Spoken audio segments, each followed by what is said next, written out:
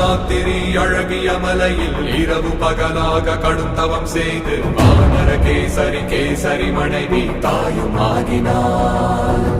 வாயுவின் மகனாய் பிறந்தானே, அஷ்ட சித்தியை அடைந்தானே, அஞ்சனாவின் புதல்வன் ஹனுமான் பாரடா.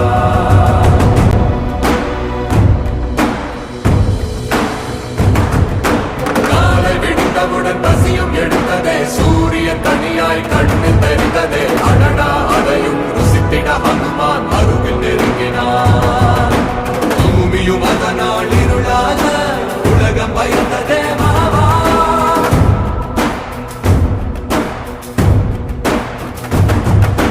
அடைதை உடனே இந்திரன் கண்டு ஐராவதம் அதில் ஏறிச் சென்று அஞ்சனேயரை தாக்கினாரே வஜ்ராயுதம் விசிறியே. இந்த சண்டையில் வாயுவின் பகவான் சிந்திய ரத்தம் சின்னதாய் பூமியை நோக்கி சீறி பாய்ந்து வங்க கடலிலே வீழ, வங்க கடலின் அடியாழம் சென்று